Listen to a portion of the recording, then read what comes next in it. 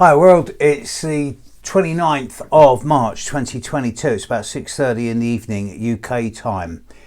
It's a Tuesday. I got back from Scotland yesterday, Sunday night, Monday morning, and it's taken me a full day to recover from what seemed like a 9-10 hour drive, but what a great time. I love the Highlands of Scotland. The air is clean, the water is clean, the people are clean.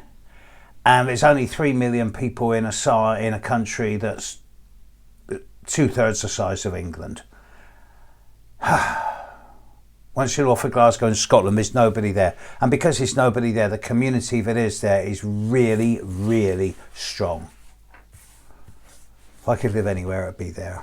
Thank you, people in Scotland. You know who you are.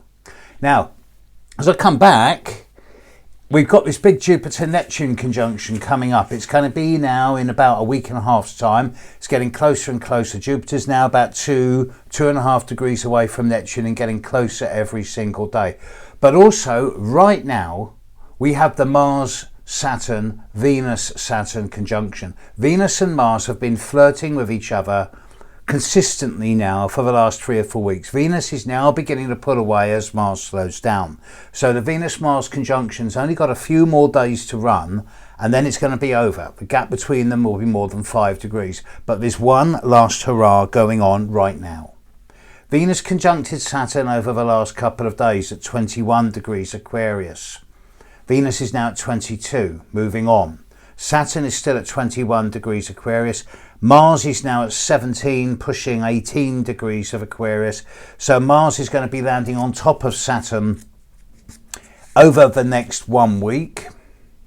And to my mind, this is the last big... I hesitate to use the word aggressive, but it's the last big potential for serious confrontation of a major level that this year holds. Yes, Mars will square Pluto later in the year. And yes, Mars will conjunct Neptune and also conjunct Uranus later in this year. But Mars conjunct Saturn always seems a bit difficult.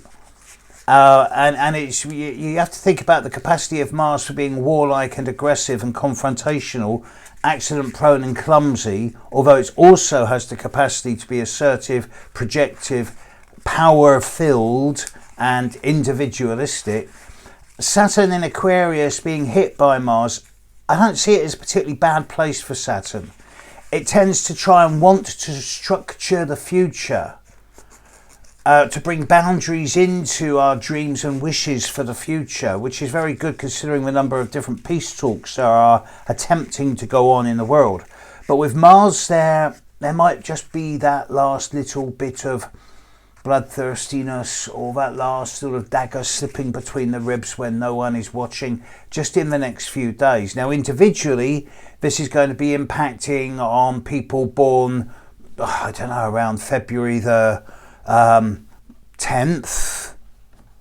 9th, 10th, 11th, on August the 12th, 13th, 14th, and to a certain extent on those Taurians and Scorpios born just after the middle of their time as well. It's going to be affecting all of us.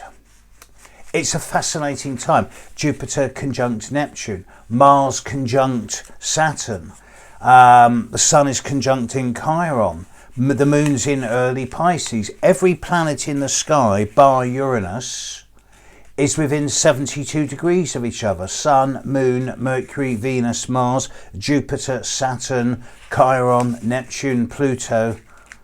The furthest one forward is the Sun. The furthest one backward is Pluto, and they're 71 degrees apart at the moment. So 1/5 of the sky, you've got all the planets in the sky, bar Uranus. Now, early in the morning, we're going to start, we can see Venus quite clearly in the morning. We can start to begin to see Saturn and Mars as well, if you know where to look. So get out your astronomy guides and your telescopes. You might start seeing some pretty light skies in the next few days. It's an extremely powerful time right now. And because of this, I'm doing something a bit special tomorrow. Tomorrow, I'm working with an American astrologer called Dustin Cormier, and we're going to be doing a live feed from about 4:30.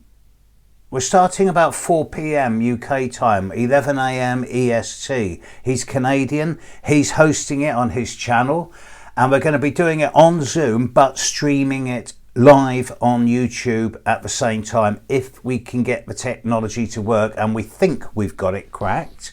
So if you want to watch, that'd be great. There's no point in me sending you any links because it's going to be live on YouTube. Go to, what's it called? How to make a... Google Dustin Cormier. How to rock a campfire. That's it. How to rock a campfire /Steve Judd. And you'll come up with the live stream feed. It's already up there, but we're obviously not going to be turning it live until about 11 a.m. EST tomorrow. And that should be a gas. We're going to talk for anywhere between 60 to 75 minutes. He's a bit more of a Vedic astrologer than I am. He's a bit more versed in Chinese, Hindu, Vedic astrology, whereas I'm primarily Western. But we've had a few chats. It seems like we're going to cover quite a lot of ground. So it'd be great to, and you'll be able to contribute. There'll be lots of ability to ask questions. So yeah, catch us tomorrow, 11 a.m. EST, 4 p.m. UK time. Meantime, if you're up early, catch the light show. And if you're not up early, then just be careful over the next few days. Mars conjunct Saturn, it's possibly the last big biter of this year. More in the next day or two. Catch you later, world. Bye.